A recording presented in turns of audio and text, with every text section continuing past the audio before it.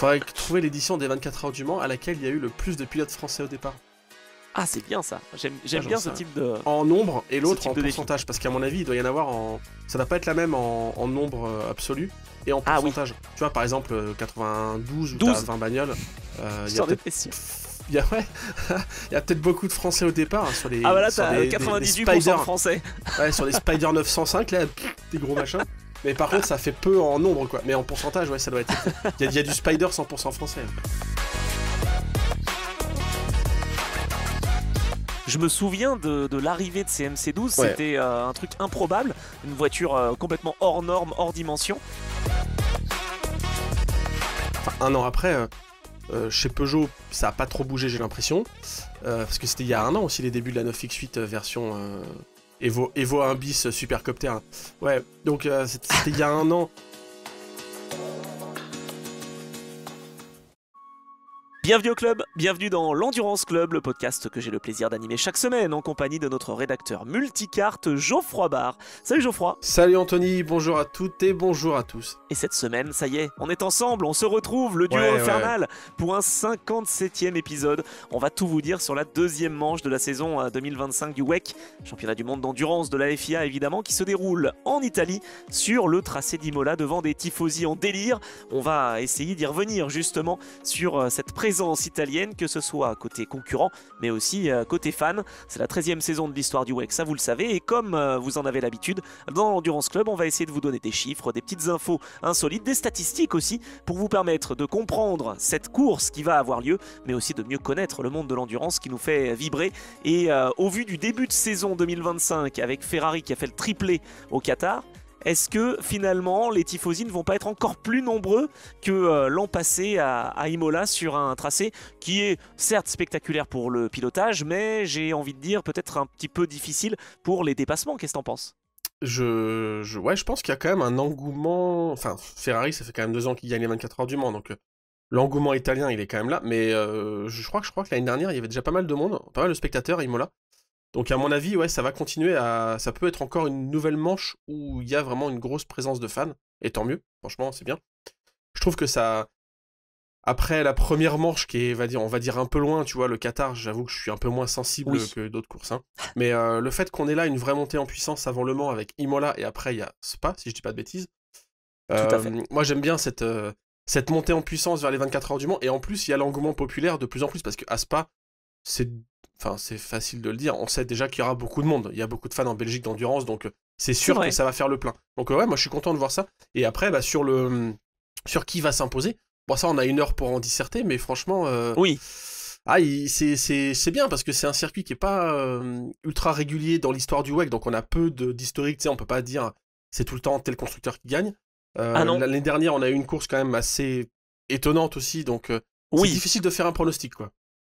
La stratégie, c'était compliqué. Hein. L'année dernière, Ferrari a mis tous ses œufs dans le même panier. Ils n'ont pas vraiment bien négocié cette phase de précipitation et de pluie. Et du coup, c'est Toyota qui s'est imposé l'année dernière. C'était finalement un retour pour les 6 heures d'Imola.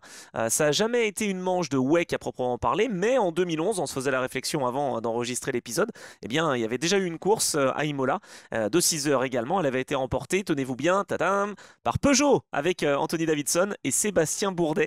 C'était dans le cadre de l'ILMC. C'était pas le WEC. Peut-être que...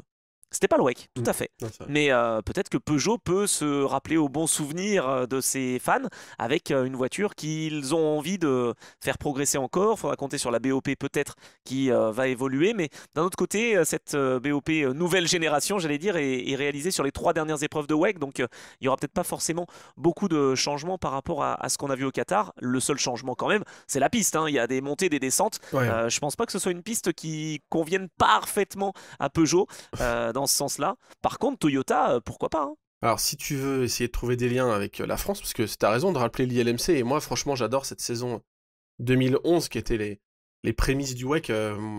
J'ai adoré cette saison-là. C'était vraiment une lutte intense entre Audi et Peugeot, avant que Peugeot ne se casse.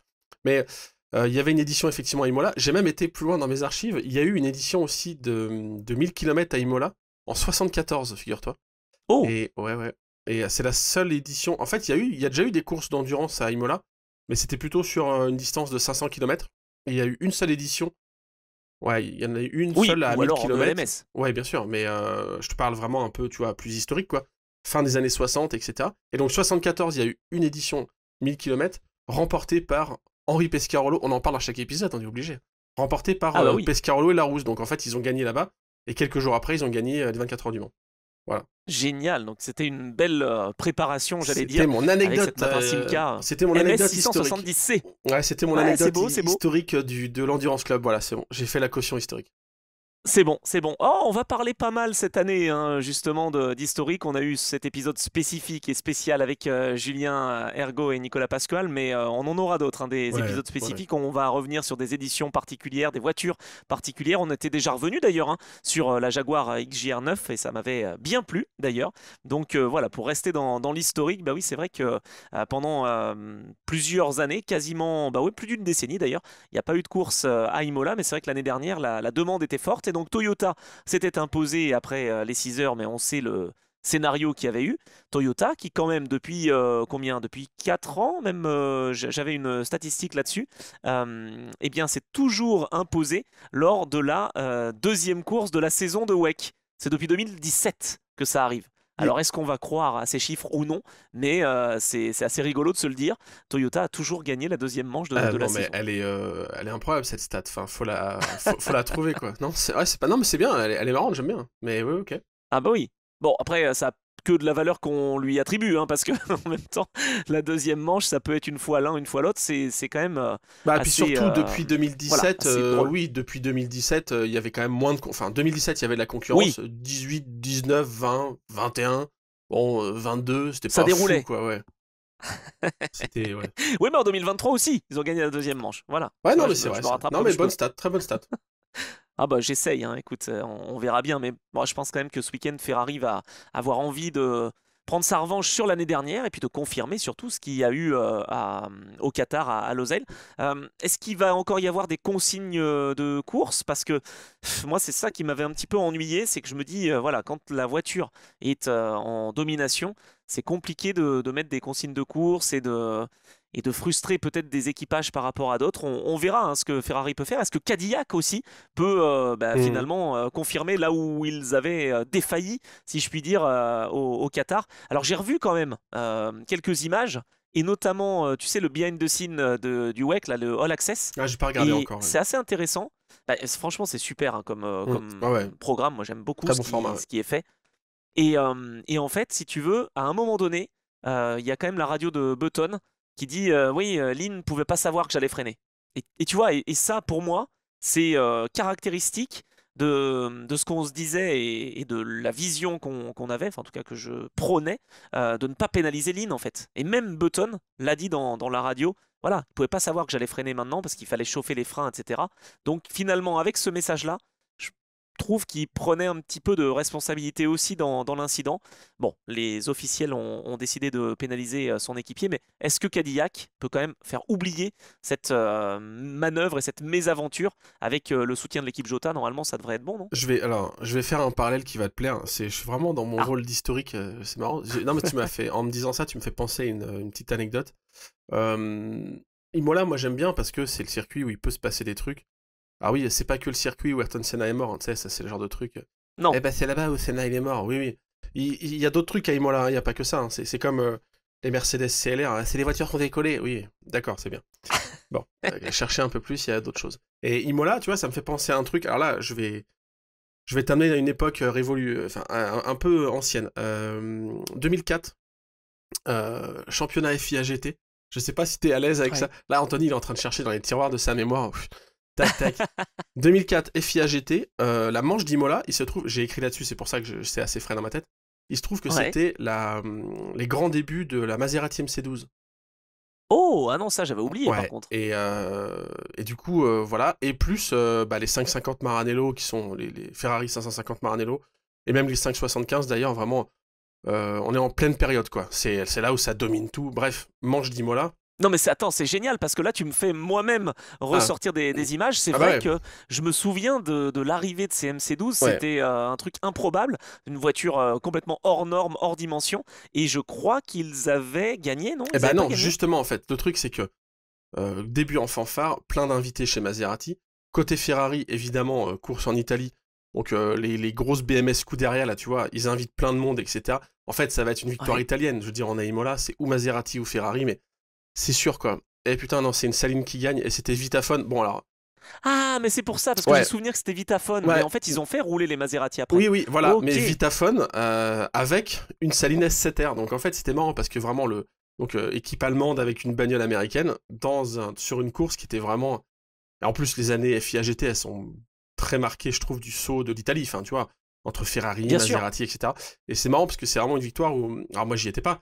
Mais de ce que j'en ai lu de l'époque, c'est un peu le remake de l'Euro 2000 où les mecs étaient déjà quasiment sûrs que c'est une voiture italienne qui allait gagner.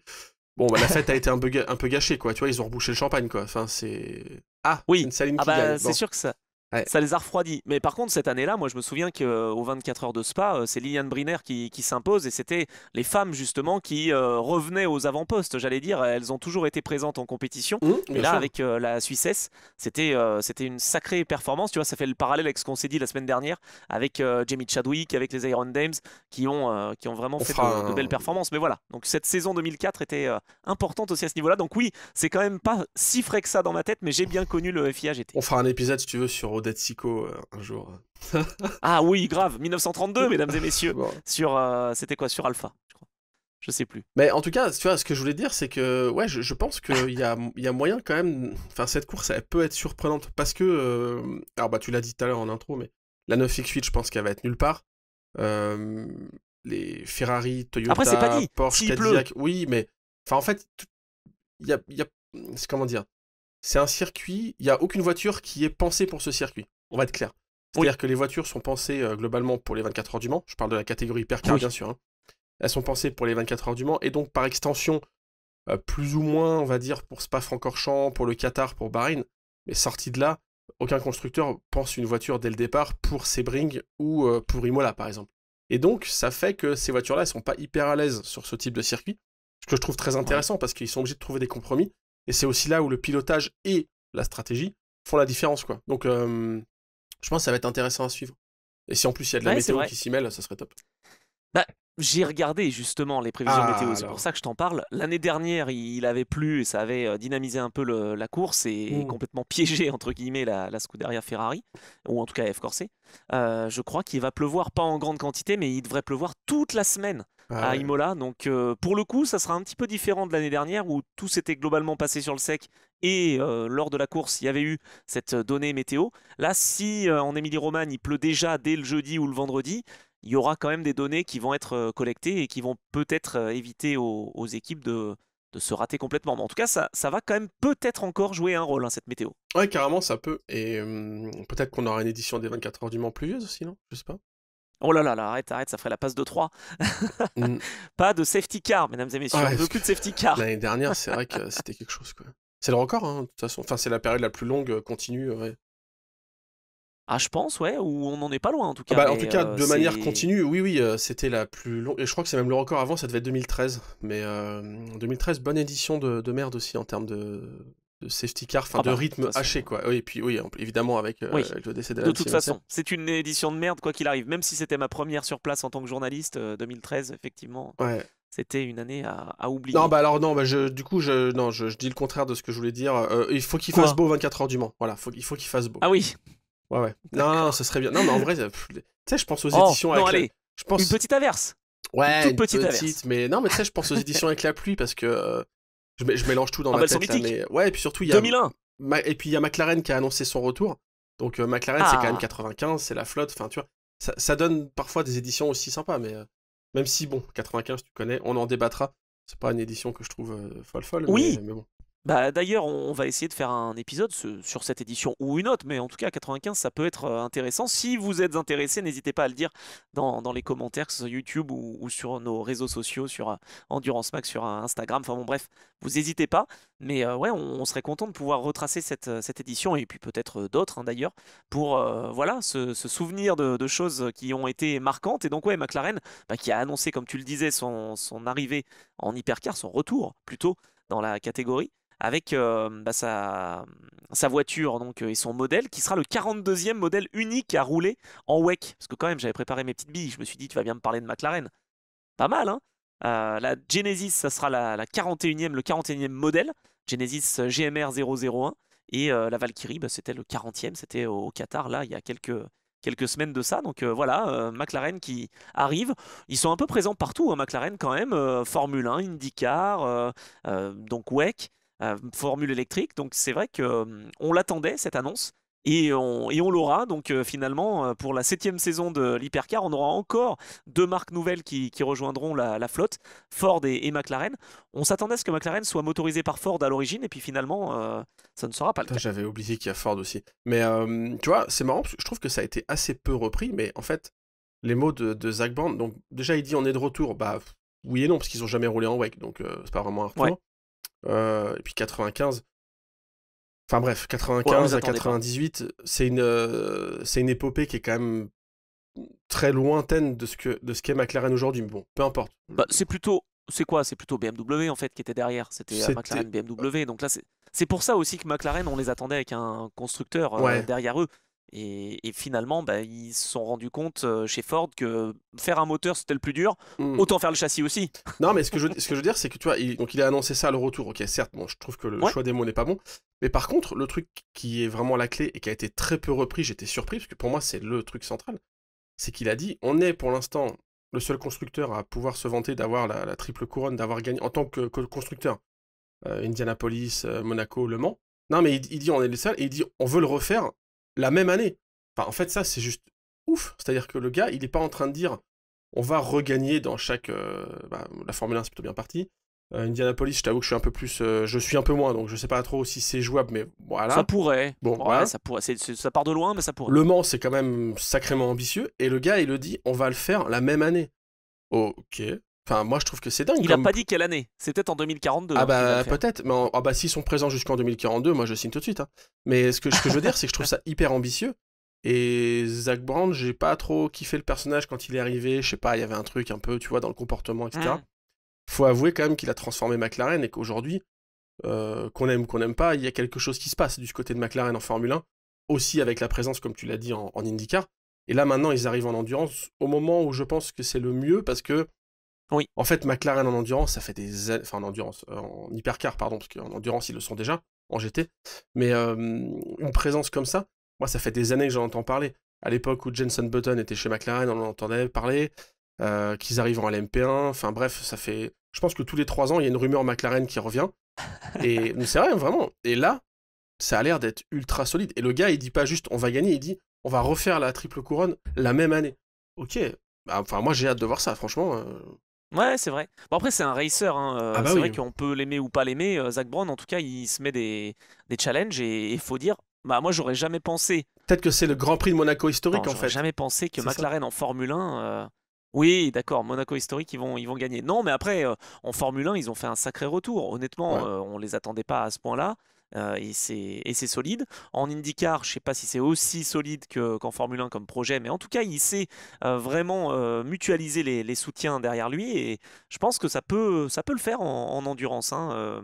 Ouais, ouais, en hypercar, je veux Je dire. pense que ça va être très bien structuré et ça va être très bien entouré. Et je pense, c'est ce que j'espère et c'est ce que j'ai écrit moi dans mon analyse, j'espère qu'il va continuer à tisser ces passerelles entre la Formule 1 et l'endurance et qu'on ait Lando Norris ou Oscar Piastri dans la bagnole, quoi. Ouais, après pour l'instant c'est pas leur objectif premier, hein. Tu vois, même pour Charles Leclerc, il aimerait vraiment faire Le Mans et avec Ferrari, avec son frère. Euh, Tant que tu te bats pour un titre en Formule 1, je crois que c'est quand même difficile. Ça c'est déjà vu, ça c'est déjà fait, de faire Le Mans et la Formule 1 la même année Mais quand le carrément. calendrier peut le permettre, Ouais. évidemment, parce que maintenant c'est même plus le cas pour l'instant.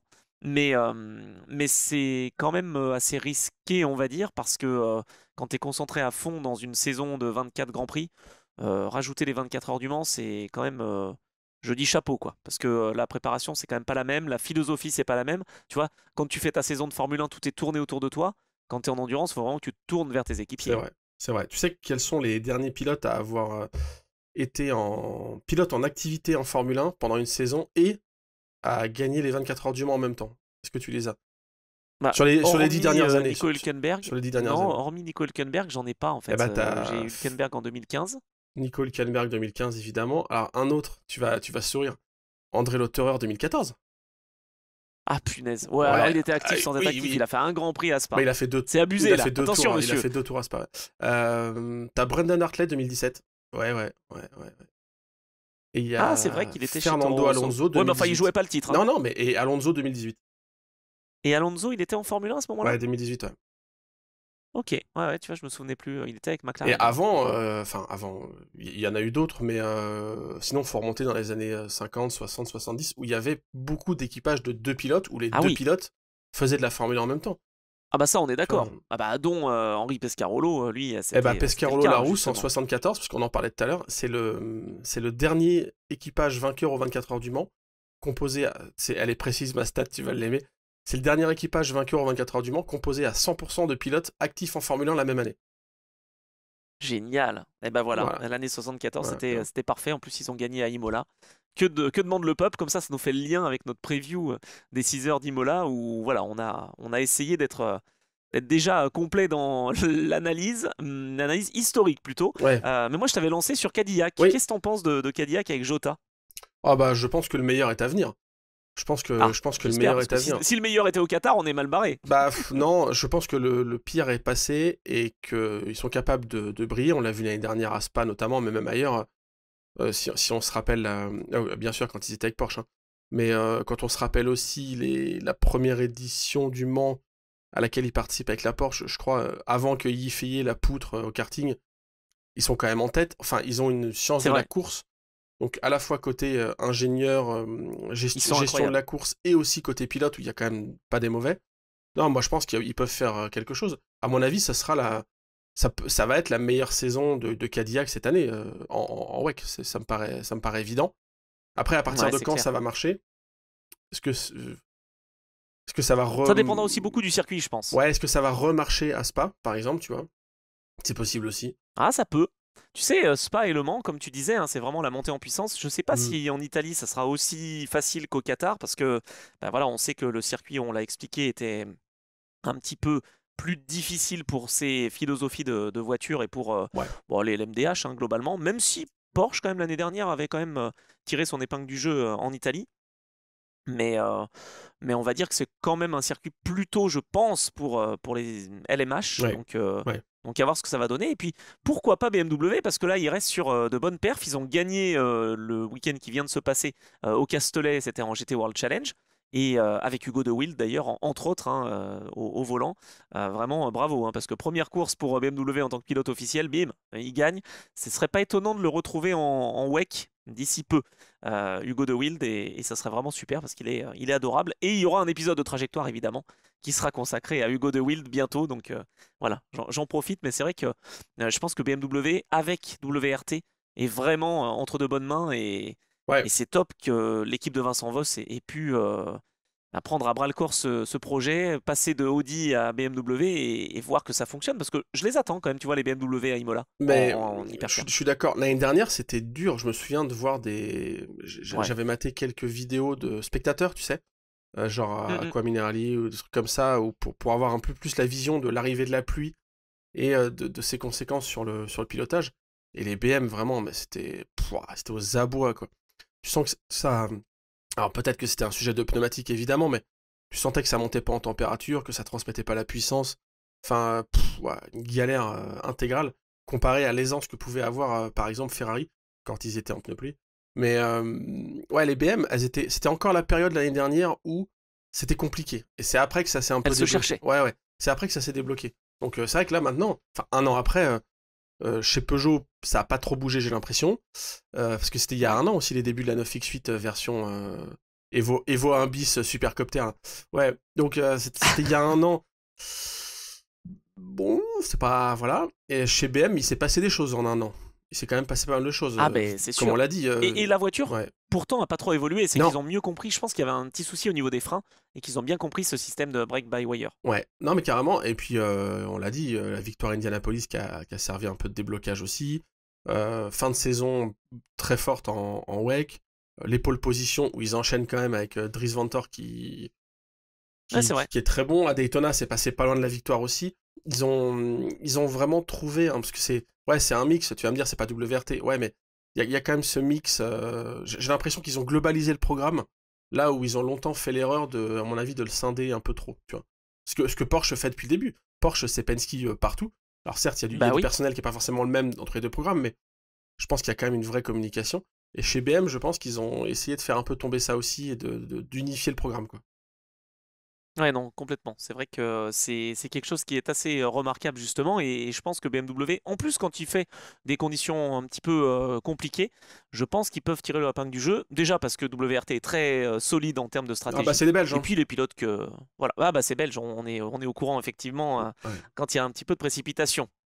Ouais, non mais ils savent faire. Non mais c'est vrai, mais je sais plus si on en avait déjà parlé, mais moi j'ai des grands souvenirs de 24 heures de Spa-Francorchamps, où WRT Ouais. gérait les programmes Audi, par exemple, Audi R8 LMS.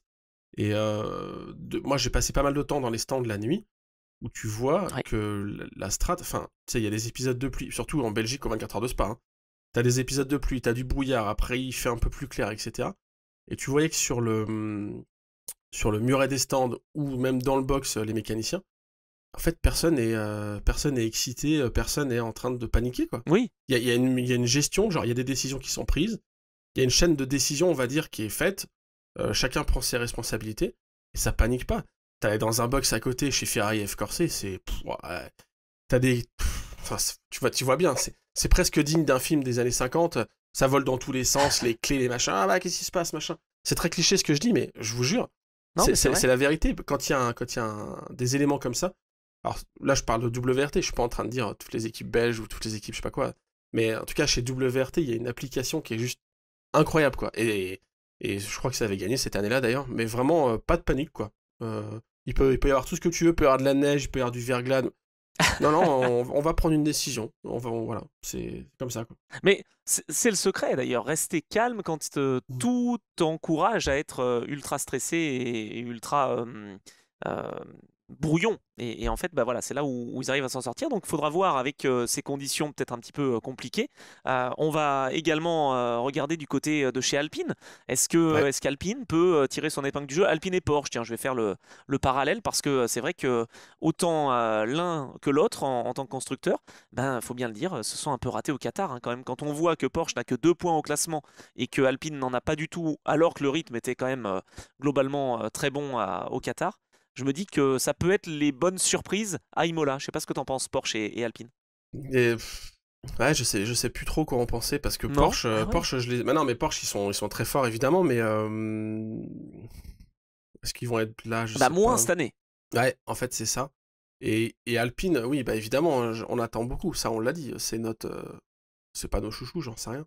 Mais oui, j'ai envie qu'ils soient devant. Mais tu sais, à chaque fois on le dit, il y a forcément des déçus. Puis là, depuis tout à l'heure, tu me dis, bah, Ferrari va être fort. Bon, Toyota, ils gagnent tout le temps la deuxième course. Cadillac, ils vont être bons. Mais en fait, à un moment, il y a que 3 places sur le podium, mais il y a qu'une seule voiture qui Bah va c'est gagner, ça. quoi. Non, alors attends, Cadillac, je maîtrise mes propos, ou je sais pas, où je Ouais, modère mes ouais. propos. Je pense qu'à Imola, ça sera un peu compliqué. Par contre, à Spa et au Mans, j'y crois. Mais non, mais par contre, le truc, c'est que, tu vois, une 6e place, une 8e place, ou je sais quoi, quand tu regardes le Hmm. classement à la fin, tu te dis, bon, bah, ils sont loin, ils sont pas dedans. Rappelez-vous, la première course de la saison, il y avait 9 voitures dans le tour, exactement comme aux 24 heures du Mans l'année dernière. Alors C'est certes, vrai. il y a plein de faits de course qui peuvent amener à ça, mais en fait, terminer aujourd'hui 8 ou 9e d'une course de WEC, c'est pas être aux fraises, quoi. C'est finalement être Non. quand même assez proche. Et c'est ce qui est compliqué d'ailleurs, parce que pour les constructeurs, c'est aussi la raison, mine de rien, hein, d'une balance de performance pour garder tout le monde aussi à flot. Parce que si tu termines 10e, tout le monde pense que c'est une mauvaise perf. Mm. Non, en fait, on n'est pas loin. Ok, c'est 10e, c'est 11e, c'est 12e, c'est en embuscade. Mais pour garder les constructeurs, ouais, t'es obligé quand même de dire bon, attendez les gars, vous allez quand même avoir votre mot à dire aussi à un moment donné. Mm. Puis il y a autre chose, moi, que j'avais en tête, c'est le barème de points. Comme au Qatar, c'était une course de 10 heures, il y avait plus de points de distribuer. Est-ce que Ferrari ne peut pas se permettre de voir un peu plus venir, entre guillemets? Alors, je sais qu'ils vont se battre pour la victoire, à domicile en plus. Mais bon, ils ont déjà 38 points dans leur escarcelle. Là, on sait qu'à Imola, il n'y en aura que 25 hein, pour le vainqueur, de toute façon. Ouais, puis après, il y a Spa où, qu'ils gagnent ou pas, je pense qu'ils seront quand même placés. À mon avis, Ferrari va arriver aux 24 heures du Mans en étant en tête du classement. Ça, c'est pas un truc que je Oui. surveille trop, je t'avoue. La seule année où j'avais vraiment surveillé ça, c'est que je crois que c'était Alpine qui était en tête du championnat. Ah Ouais, ouais. avec Mais oui, avec la La rébellion. rébellion R13, voilà. Mais ouais, bon, ça c'était marrant, tu vois. Mais là, en vrai, bon, ça n'a pas une grosse importance parce que ça change pas grand-chose, je pense, sur ta préparation. Oui, enfin, si Ferrari regagne et que Porsche finit encore 10e, Oui, il y aura 3 face à 50 ou 62 points. Bon, là, ça commencera à être un petit peu et puis costaud. au soir des 24 heures du Mans, si Ferrari gagne une troisième fois, le championnat aura quand même déjà un peu du plomb dans l'aile, quoi. Donc c'est ça aussi, quoi. Mais oui, je pense C'est que vrai. cette course, elle peut déjà être importante. C'est pas des gros points, effectivement, mais c'est quand même des points importants, et surtout dans dans ce build-up, je sais pas comment on dit, mais tu vois, dans cette montée en pression vers les 24 heures du Mans. Moi, je m'y crois presque, hein, déjà, je t'avoue, quand tu regardes le calendrier, dans 2 mois, on y est, quoi. C'est clair, ça va passer très très vite. Voilà, il y a Imola, ensuite on aura Spa le mois prochain, donc en mai. Et puis donc les 24 heures du Mans, ça va être une grande montée en puissance avec les pilotes qui sont tous impatients, je pense. Donc ça va être assez intéressant. Petite statistique quand même autre pour Imola, Oh, c'est attention aux la stats, vas-y. deuxième fois, oui, dans l'histoire du WEC, qu'un Mhm. pays accueille 2 manches sur 2 circuits différents, au minimum. On sait qu'il y avait Monza, qui était l'épreuve Ouais. italienne par excellence en WEC. Il y a qu'un seul autre pays qui a fait ça? Eh bah oui, les États-Unis, Sebring et Austin, d'avoir au Mhm. moins 2 manches sur chaque circuit, euh, sur 2 circuits quoi. Donc il y a eu Sebring et il y a Austin, sinon Imola et Monza, mais sinon il n'y a pas Hmm. d'autres pays qui ont finalement eu d'autres. Tu vois, il y a Spa en Belgique, mais il n'y a pas eu Zolder quoi. Ah putain, j'allais dire ça. J'allais dire ça exactement. Ah, je verrais bien les 1000 kilomètres de Zolder. Ça serait pas Ah mal, bah ça. pourquoi pas, pourquoi pas. Tu vois, Curitiba, les 6 heures de Ah Curitiba ouais. pour être comme Sao Paulo. Ou, non, attends, ou un 1000 kilomètres de Truxton ou un truc comme ça, tu vois, ça serait pas mal Oui, aussi. alors ça, je suis moins client. Par contre, Non. Silverstone qui revient au calendrier ELMS, ça, j'aime bien. Euh, ouais, ouais. Non, mais ouais, Donc ah voilà, putain, c'était la petite statistique. et au Japon, ça s'est pas fait non plus, putain, ça me Eh ben non, surprend, tu vois. Ah eh non, ben, ça a mais toujours c'est été Fuji. Fuji parce qu'on Ouais, avait Okayama, c'était de l'Asian. tout à fait. Et puis, ok, ils n'ont pas été à. Et Ok, sinon, il y ok, avait non, mais. l'ILMC, je crois. L'ILMC qui allait en Chine, mais pas au Japon. Ouais, Je sais et pas puis si en on est. Chine, effectivement, il y a eu une manche à Shanghai en WEC, mais il n'y a pas eu d'autres courses en Chine, donc non, effectivement, ok, très bonne stat, ça. Tu vois, j'essaye de travailler un petit peu hein, Mhm. là-dessus. Si tu veux encore une petite stat au niveau pilote, et après, Vas-y. on passera peut-être à la catégorie GT. Je pense qu'on a évoqué tout le monde. Ah non, on n'a pas évoqué Aston Martin. Oui, c'est vrai. Bon, Aston Martin, bah, ils vont C'est les régaler voitures le. avec le V12, là, ouais, c'est ça. Ouais, ils vont Mhm. régaler la foule de leur sonorité. Maintenant, voilà, faut les laisser travailler. Je pense que ils Oui. vont voilà, essayer de déjà rester dans le tour, ce qui va pas être facile, et puis Ouf. surtout essayer d'éviter d'avoir des problèmes, soit de porte, soit d'échappement, soit de moteur. Enfin bon, bref, c'est voilà. Donc eux, on n'en a pas parlé, mais ils seront là quand même, hein, Aston Martin, évidemment. Moi, c'est au Mans que je les attends le plus dans la nuit, tu sais, le Ah ouais. V12 qui va fendre la forêt, ça va être génial. Bon, il y a 14 pilotes italiens, je voulais dire, qui sont à Imola et c'est, je crois, le plus grand nombre de pilotes d'une nation, si je dis pas de bêtises, qui courent Mhm. à domicile. Est-ce que je dis une bêtise ou pas? En tout cas, ils sont 14 Italiens. À domicile, c'est sûr. Ça, c'est un grand nombre. Marcello compte comme italien ou suisse? Et ben, bonne question. Non, non, ils comptent comme Suisse, hein, normalement. Donc, Hmm. tu vois, Ok. les 14, je les ai comptés, c'est plutôt en GT, en fait, qui sont. Donc, oui, c'est vrai que t'en aurais encore Ah, plus. plutôt en Je GT? Ah pense. ouais, ok. Ah bah ouais, parce que sinon en hypercar, t'as les pilotes Ferrari, donc t'as Fauco, Pierre Giovinazzi et Pierre Guidi. Guidi, Ouais, c'est et ça, c'est ouais. tout. Donc Ah, ok. tu vois, et après tout le reste se fait en De LMGT3. Rovera, ouais, Rovera, t'as qui, Junckeren, Drudi, ouais, t'as Gattuso, Castellacci. Levorato, Rigon, Castellacci bien sûr, Pera, Chiaroli, Cressoni, Schiavoni, et puis, Oh. eh ben t'as pas Valentino Rossi aussi? C'est si bien sûr avec Hmm. WRT. Ok. Donc voilà à peu près les pilotes qui vont être à domicile. Je pense que cette stat n'est pas valable pour Le Mans, par exemple. Je pense qu'il y a plus de pilotes français Français? au Mans, Ouais. bah oui, que 14 Italiens en Italie, quoi.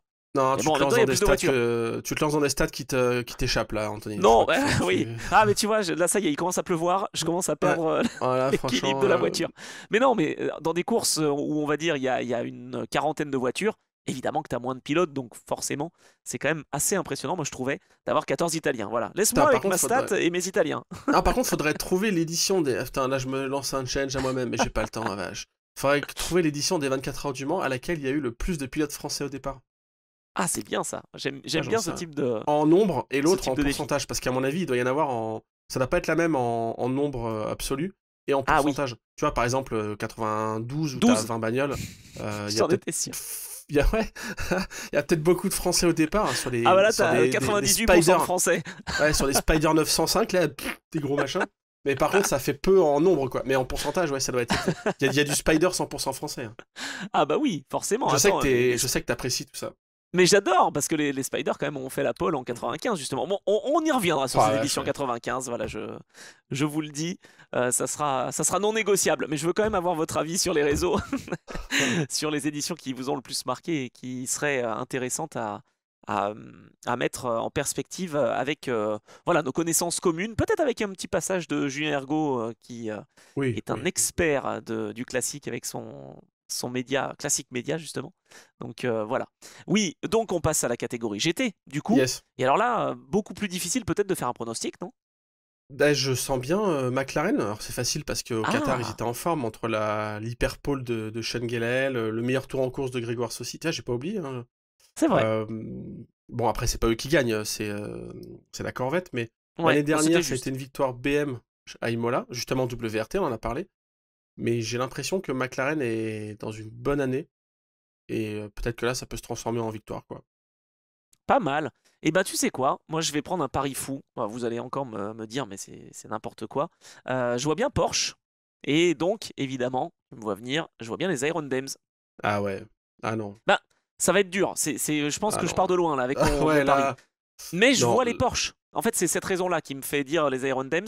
Je vois bien les Porsche être en forme à Imola. Et l'année dernière, elles avaient été un peu piégées par la météo. C'était BMW qui avait gagné avec WRT, tiens, tiens, comme par hasard. Mais là, je les vois bien en forme. Et je sais qu'à Imola l'année dernière, c'était en ELMS certes, mais elles avaient gagné les Iron Dames. ok, tu marques un point. Alors, J'apporte, quel j'apporte est des jetons, le... t'as vu? Non, mais c'est très bien. Quel est le... Parce que tu m'as parlé de ça la semaine dernière, et un jour, faut qu'on la reçoive, Célia Martin, j'espère Ah qu'elle nous oui! écoute. Moi, Ah bah j'adorerais la j'espère voir. aussi. Quel est le niveau de confiance? Parce que tu m'avais dit ça, ça m'avait fait rire, que, en gros, à Barcelone, Célia Martin, elle était elle connaissait bien la piste, elle était en confiance, donc ça pouvait aussi expliquer sa bonne performance et le bon résultat. Quel est T'as vu, je son suis quand niveau même de content confiance hein, Non, mais c'est... elle a vraiment été solide et elle a mis la voiture en bonne position. Là, à Ouais, Imola, elle a moins alors roulé. voilà. Non, faut bien le Ok. dire. Ouais. Oui, parce qu'elle a roulé aussi en... Non, elle a pas roulé en Cup aussi à Barcelone ou... Elle faisait pas un... Non, c'était Karen Gaillard, ça, en Cup. Ah, c'est Karen Gaillard qui roule en Cup, c'est vrai. En même temps, faire un double programme, c'est un peu tendu. Mais Mais oui, alors... c'est vrai que les Iron Dames roulent un peu partout. Hein, c'est sûr, il y a elles plein se de sont compétitions en multipliées. fait où on les Ouais. retrouve et c'est plutôt intéressant d'ailleurs hein, de voir ça. Et puis en plus, moi, j'étais assez critique sur... tu sais, l'année dernière, on en avait parlé où je trouvais qu'ils avaient du mal à... Enfin, euh, il y a eu ce fameux passage où Sarah Bovy va changer de catégorisation et donc il va falloir trouver d'autres pilotes et en gros ça se plaignait un peu que la filière était pas... Enfin bref, il y a eu un passage à la vie je trouve et là elles ont vachement bien rebondi où on a plusieurs pilotes toujours féminines donc Oui, mais avec des profils très, très intéressants. Hein. Karen Gaillard t'en parlait qui est donc en Cup, Célia Martin qui arrive et qui commence à montrer des choses intéressantes aussi. Enfin c'est vrai. ça s'est débloqué. Le truc, tu sais, j'en avais plaisanté mais voilà, quand ils avaient testé Margot Lafitte par exemple, Ouais. bon, oui, c'est intéressant, mais je voyais pas trop la direction prise. J'ai l'impression qu'il faut quand même aller chercher un petit peu ailleurs. J'ai rien contre Margot Lafitte, qui était Non, non, une de non, tes collègues en mais plus. c'est Mais surtout tu qu'il vois, faut trouver des c'était pas la pilotes 11. direction à suivre, je trouvais, quoi. Ouais, voilà. Eh oui, mais c'est pas facile. Et tu vois, c'est une seconde jeunesse et moi j'y crois beaucoup et je suis déçu de pas l'avoir vue à Barcelone parce que j'étais dans la cabine, j'étais bloqué de 9h à 21h en ELMS, mais Vanina X, je suis très content de Vanina la X, quoi. retrouver dans un programme en fait où elle est vraiment partie prenante et où en fait elle est mise en confiance parce que ce qu'elle m'avait raconté dans Trajectoire, c'était quand même que globalement dans les équipes où elle a roulé, c'était pas elle qui était la référence et on lui faisait pas plus confiance que ça. Tu vois, c'était aussi il y a 15 ans. Je pense que les mentalités ont changé et je suis content pour elle de voir que bah, quand tu te sens bien dans une équipe, forcément tu Hmm. vas délivrer la performance. C'est obligé. Vanina X, moi, je me souviens de... Enfin, je dis peut-être des bêtises, mais elle était au volant avec l'Aston Martin de chez... Mais bien sûr, de Chronos. ouais, ouais, de chez Chronos. Et Bah attends, elle a roulé elle fait aussi... septième. Bah oui. Ouais, c'est ça. Et elle a roulé aussi. Moi, une caisse que j'adorais, c'était les Dallara. Alors, je sais pas si je crois que c'est la SP1. La Dallara, tu sais, Martin Short. J'adorais cette caisse. Elle avait roulé Ah, elle a là-dessus. roulé là-dedans aussi? Ah bah tu vois, ça Ouais, j'avais je suis oublié. quasiment sûr. Je suis quasiment sûr. Je crois qu'elle a roulé dans la création aussi, il me semble. Autosportif. Ah, ok, attends, je vais vérifier parce que si je dis des bêtises, je vais tout de suite biper, je vais tout de suite Ah faire bah voilà. Ah bah on bip, hein. Là, dans ce cas-là, on bip. Hein. Là, si on dit des bêtises, attention. Ah, son papa, il est connu. Il est Oui. pilote. Ah bon? Attends, Ouais. mais il serait pas belge? Euh... Et donc, Ouais, bah, si, ouais. T'as raison, ouais, ouais. je te Elle a laisse roulé chercher. avec la création, effectivement. Et Dallar Ah, SP1, j'ai bon aussi un point. Elle a roulé en 2005 au 24 heures du Mans. Avec Martin Short et Joe Barbosa. parfait. Ah là, c'était bien, ça, c'était le Roll Center, Ouais, non? Pas ça, c'était l'équipe? exactement le Roll Center Racing. Ouah. Je dois avoir des photos de ça en Ah, détail, je me là. souviens, c'était bien. Bon, revenons quand même à nos Ouais, pardon, GT, pardon. revenons à nos moutons. On est à Imola. Tu vois qui, toi, finalement, comme voiture qui sera en forme? Parce que c'est vrai qu'il y a beaucoup de constructeurs représentés. Ça, c'est génial. Hein. Tu as parlé de TF Sport qui a gagné avec Corvette. McLaren, donc toi, tu les vois bien placés. Est-ce que tu vois les BMW aussi, s'il y a un petit peu de pluie avec WRT? Pourquoi pas? En fait, potentiellement, je vois tout le monde, hein. C'est ça le truc, Eh c'est ben, c'est ça. que... Moi aussi, c'est bien mon problème. Mais après, c'est pour ça que je te dis, moi, je vois plus McLaren dans le sens où je sens qu'il y a une vraie évolution. L'année dernière, quand ils ont débarqué, puisque la catégorie GT3 est arrivée l'année dernière, il y a Mm. eu, il y a eu une logique un peu... Enfin, je trouve qu'ils ont bien posé les choses entre United et Inception Racing, des pilotes qui sont placés là, dont Grégoire Saucy, tu vois, avec une logique d'évolution, de vision à long terme, je pense, en tout cas, pas juste faire une saison et voir, non, vraiment une vraie volonté de progresser. Euh, donc je pense que là, c'est un peu le moment de récupérer les fruits de tout ça, d'une année d'expérience. Après, ouais, j'ai peur que ça puisse aussi se jouer sur des contacts ou sur peu de choses. Et donc potentiellement, ça peut être n'importe qui, hein. Enfin, je pense... Le field du LMGT3 est tellement costaud quand même que ça peut être n'importe qui. Les Mustangs, on en a déjà parlé aussi. Je sais qu'on aime bien les critiquer un peu, mais elles ont progressé depuis un an. Tu sais, c'était l'année dernière à Imola où quand ça passait dans la chicane, tu voyais tout qui bougeait, la face avant, la partie arrière, il n'y a plus rien qui fonctionnait. Là, je pense que ça y est, elles sont quand même dans une phase de performance aussi. Donc, bien malin celui qui peut dire qui va gagner là, franchement. Ouais, c'est clair, c'est clair. Bah, du coup, on va pas faire les malins, nous. Si, bah prenons un pronostic, hein, si tu veux. Moi, moi j'ai fait. Ouais, toi, c'est McLaren. Non, mais Ouais, j'ai bien vu ouais, que ouais, c'était ouais, McLaren. Bah, moi, ouais. je pars de loin, mais je dis quand même les Iron Dames. Allez, Ouais, tant pis. voilà, tu Bon, l'as dit. Ouais, c'est bien. Non, c'est ouais, bien. à mon avis, ça va être dur. Mais je pense quand même que les Porsche vont être là. Si c'est pas les Iron Dames, ça peut être l'équipe Monte First Form. Et là, tu vas me voir venir, je pense, parce que j'ai une autre statistique. Ah, j'ai bossé ce matin. Hein. Je peux Ouais, te ouais, dire je que vois. là, attention.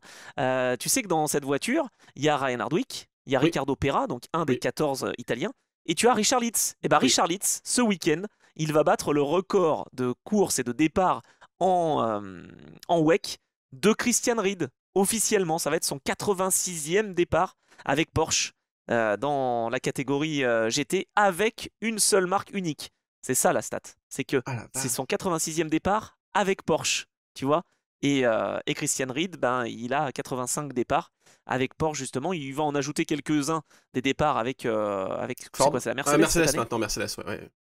Mais en tout cas, voilà, les 86 départs vont normalement être au rendez-vous pour Richard Lietz. Donc voilà, ça fait une belle longévité. Bah, c'est le pilote maison Porsche hein, de toute façon. Donc lui, il n'y a pas de raison, je pense, qu'il aille ailleurs. Hein. Ouais, non, mais ok, bonne ça paraît énorme, 86 départs en WEC. Juste avec Porsche, ouais, c'est ça, juste avec Porsche, parce que Christian Ried, il a bien plus de départs. Hein. Il en est à combien? Je crois qu'il les a toutes faites ou quasiment Ouais, du c'était ça. WEC. C'était ça la stat, ouais, ouais. Il me semble C'était la bien. stat où longtemps il était avec André Lauterer, c'était les deux à avoir fait quasiment toutes les courses, je crois. Et bah, Lauterer a du coup à décrocher. Mais ouais, je crois que c'est ça, hein. Ça doit être lui qui a le plus de départs en WEC. Et Christian Ried, bah, il est encore là, hein, justement, avec Mercedes et Iron Lynx. C'est vrai qu'on n'en a pas trop parlé, on a parlé des Iron Dames avec Porsche, mais Iron Lynx avec Mercedes, honnêtement, en ELMS, ça a été solide à Hmm. Barcelone. Bon, je sais pas ce que ça peut donner à Imola. Cela dit, les Mercedes, elles sont plutôt à l'aise sur les vibreurs. Et c'est ça qu'il faut voir aussi, à quel point les voitures peuvent manger les vibreurs, en GT en tout cas. Pour ça que je mettrais une petite pièce sur Porsche, une petite pièce sur BM, voilà, des voitures costaudes là. Peut-être Lexus aussi, pourquoi pas. Avec Barney Cote, Gersitz et Arnold Robin, ça peut encore faire quelque chose. Hein. Ils ont terminé quatrième au Qatar. Si la BOP n'est pas trop défavorable, Hmm, hmm. ça peut quand même travailler quoi. Voilà, bah écoute, je crois que tu as tout résumé. Non, franchement, c'est Bah compliqué. j'espère. Puis on va suivre aussi bien sûr les Aston avec l'équipe Racing Spirit of Le Mans, avec Ouais. Eduardo Barrichello, Doudou Barrichello. Est-ce que Rubens Barrichello d'ailleurs a gagné à Imola? Parce que je me souviens de 94, évidemment, son gros carton. Oh la Je suis pas vache, ouais, c'est certain vrai. qu'il ait gagné à Imola, hein, Rubens Barrichello. Donc faudra voir si son fils peut faire mieux que lui. Je vais quand même vérifier avant de dire des bêtises, bien sûr. Bah écoute, t'as le Il a droit fait à des ton podiums, hein. joker. T'as le droit à ton joker. J'ai eu mon joker Bon, sur ça va. Vanina X. Donc On a droit tu as au le droit Joker alors. sur Rubens Barrichello. Ouais, bah en même temps, quand tu Il a fait commences à beaucoup de évoquer podiums. des Dallara SP1 et des trucs comme ça, on a le droit de vérifier quand même, tu vois. Voilà, c'est ça. Non, non, mais il a effectivement jamais été vainqueur à San Marin, à Imola. Donc, à voir si Doudou Barrichello peut le faire avec Valentin Asclot et Derek De Boer. Je pense que ça part un petit peu de loin pour Aston, mais on ne sait jamais, hein, cela dit. Pourquoi pas, encore une fois, si le scénario est un petit peu difficile, où il y a pas mal de pluie et Hmm. où on a des phases de full course yellow. Ça, on peut tirer son épingle du jeu, mais je sais que l'année dernière, l'équipe D-Station avait terminé, je crois, 10e. Donc, bon, c'était bien, mais sans plus. Non, je miserais plutôt sur Porsche et sur BMW, moi, tu vois. Ok, ok. Voilà, voilà, Bah ça sera mon réponse. dernier mot, monsieur. Ouais, voilà, réponse ce week-end du coup. Ouais, j'ai hâte quand même. Alors, c'est une course de 6 heures, donc c'est une course plus classique, traditionnelle du WEC. On s'est un peu habitué aux courses longues là, avec les 8 heures de Bahreïn en fin d'année dernière et les 1812 km du 1812. Qatar, donc globalement 10 heures quoi. Mais là, voilà, retour à un format classique pour 2 courses hein, avant les 24 heures du Mans. Donc voilà, Imola, ça sera à suivre donc ce week-end sur toutes les plateformes que l'on connaît, sur Eurosport notamment. Enfin voilà, donc c'est.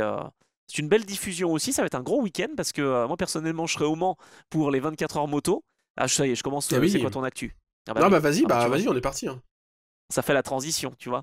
Donc je serai au Mans pour les 24 motos et donc il y a le WEC qui sera ce week-end, il y a aussi la Formule 1, Formule 2, il y a pas mal de choses hein, qui se passent donc on va voir ce que ça va donner, ça va être un gros week-end. Je sais plus l'horaire de départ de la course, ça doit être midi, non? Si tu l'as, je suis preneur. La course de WEC des 6 heures qui se déroule donc ce dimanche, hein, c'est pas samedi contrairement à Spa, c'est bien dimanche avec je pense un début de course aux alentours de midi, hein, si je ne dis pas Bon, de bêtises disons normalement, midi, c'est ça. disons ça, c'est très bien. Ouais, disons midi, 21h28, ouais c'est ça, c'est ça. Je regarde, il reste 21h28 21h28. plus le nombre de jours, Ah oui, euh, donc ça doit être 11h ou midi, voilà. De ça toute façon, marche. vous Bon, de toute regarderez façon, on vos communiquera programmes les. télé. Et regardez dans Télépoche, ça sera marqué. Non, mais alors regardez sur Endurance Mag Oui, parce on que va tu fais à communiquer chaque les horaires, fois. voilà. Oui, on Ah partage oui, les horaires, exactement. quand Et même. bah Voilà. alors vas-y, du coup, c'est quoi ton actu? Bah c'est tout ça en fait. Toi, tu te découpes entre. Enfin non, tu vas pas te découper, c'est 24 heures moto ce week-end.